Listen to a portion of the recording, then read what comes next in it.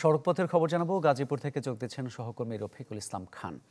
রফিক, বেলা বাড়ার সঙ্গে সঙ্গে যানজট পরিস্থিতির কতটা উন্নতি হয়েছে? মামুন, আসলে গতকাল থেকে যে মহাসড়কে যাত্রী এবং যানবাহনের চাপ বেড়েছে সেটি কিন্তু এখনও কমেনি। তবে মহাসড়কে যে দীর্ঘ যানজট ছিল সেটি কিন্তু কমে আসছে। আপনাকে যদি একটু দেখায় তাহলে দেখতে পারবেন আমার পিছনে এখনও কিন্তু সারি সারি গাড়ি আসলে দাঁড়িয়ে রয়েছে চন্দ্রা ত্রিমুর পার হওয়ার জন্য।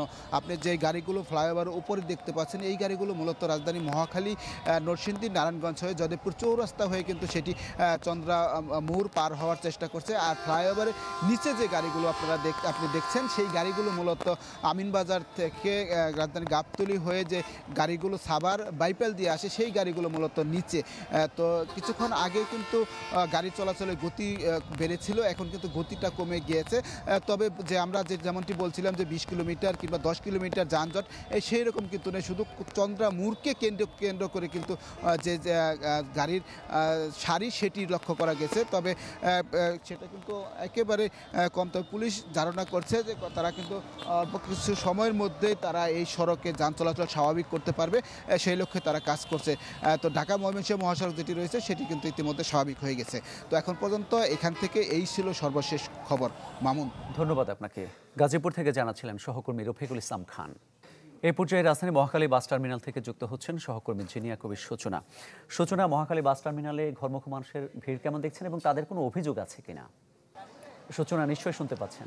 মামুন, আমি এখন যেখানে দাঁড়িয়ে আছি অর্থাৎ মহাখালী বাস টার্মিনালে, এখানে কিন্তু যাত্রীর বেশ চাপ রয়েছে এবং গতকাল বিকেলে গার্মেন্টস ছুটির পর থেকেই কিন্তু এখানে ভিড় শুরু হয়েছে এবং যাত্রীদের যে চাপ সেটি তো আপনি দেখতেই পাচ্ছেন। তবে একটি বিষয়, এখানে বাড়তি ভাড়া নেওয়ার কিন্তু অভিযোগ রয়েছে এবং যে বাড়তি ভাড়া আদায় করা হচ্ছে সেটি বেশ সুকৌশলে করা হচ্ছে। অর্থাৎ এখান থেকে যে বাসগুলো জামালপুর, শেরপুর, হালুয়াঘাট, ময়মনসিংহে যায়, সেখানে থেকে কিন্তু তারা নির্দিষ্ট গন্তব্যে না পৌঁছে বিভিন্ন অজুহাতে যাত্রীদের নামিয়ে দেওয়ার অভিযোগ কিন্তু তারা গণমাধ্যম কর্মীদের কাছে করেছেন। আমাদেরকে বলেছেন যে হয়তো শেরপুরের ভাড়া নেওয়া হচ্ছে কিন্তু ময়মনসিংহ শহরে এসেই নামিয়ে দেওয়া হচ্ছে, যেখানে ভাড়া 300 টাকা সেখানে 450 টাকা নিয়ে 300 টাকার জায়গায় কিন্তু তাদেরকে নামিয়ে দেওয়া হচ্ছে এবং সেই বিষয়ে তারা নানা অজুহাত দেখাচ্ছেন এবং এ বিষয়ে বাস কর্তৃপক্ষ যারা আছেন তাদের সাথে কথা বলতে চাইলে তারা কথা বলতে রাজি হননি।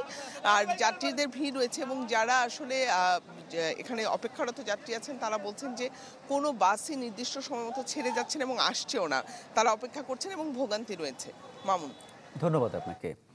রাজধানীর মহাখালী বাস টার্মিনাল থেকে যোগ দিয়েছিলেন সহকর্মী জিনিয়া কবির সূচনা। 1, 2, 3 ঢাকায় জমি জিতে নিন 100% ক্যাশব্যাক সহ 20 কোটি টাকার পুরস্কার। আবারও ঈদে ঘরে ফেরার খবর জানাবো। এ পর্যায়ে মুন্সিগঞ্জ থেকে সরাসরি যোগ দিচ্ছেন সহকর্মী শুভ ঘোষ। শুভ, সকাল থেকে বলছিলেন যে কি গাড়ির চাপ বেড়েছে হাইওয়েতে, দুর্ঘটনা রোধে প্রশাসন কিংবা হাইওয়ে পুলিশের তৎপরতা কেমন দেখছেন? আসলে মামুন, দুর্ঘটনা রোধে অন্যান্য বারের তুলনায় এই বছর কিন্তু ঢাকা মাওয়া এক্সপ্রেসওয়ে সহ পদ্মা সেতুতে পর্যাপ্ত প্রস্তুতি নেওয়া হয়েছে। কেননা গত 1 বছরের যে পরিসংখ্যান হাইওয়ে পুলিশ দিয়েছে, যে বড় বেশ কয়েকটি দুর্ঘটনা অর্থাৎ 135টি দুর্ঘটনায় কিন্তু 131 জনের প্রাণহানি হয়েছে গত ঈদ থেকে এবার ঈদ পর্যন্ত। ঈদের আগে কিন্তু সেই সংখ্যাটি তারা জানিয়েছে, যে কারণে এবার বাড়তি তৎপরতা নেওয়া হয়েছে।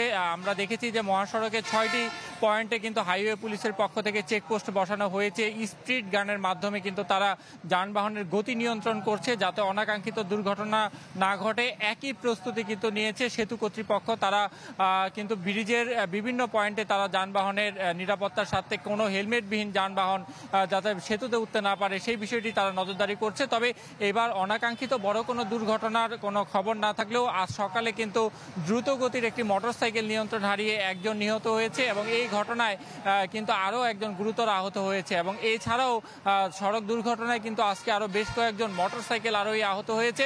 তবে যাত্রীবাহী কোনো যানবাহন কিন্তু এখন পর্যন্ত দুর্ঘটনা ঘটেনি। তবে দুপুরে 11টা থেকে 12টা পর্যন্ত যানবাহনের চাপ কম থাকলেও বেলা 1টা থেকে কিন্তু যানবাহনের চাপ আবার বেড়ে গেছে এবং মাওয়া প্রান্তে কিন্তু থেমে থেমে যানবাহনের একটি দীর্ঘ সারি তৈরি হচ্ছে এবং পর্যায়ক্রমে টোল দিয়ে কিন্তু সেতু অতিক্রম করছে। একই চিত্র মাওয়া রেলওয়ে স্টেশনে।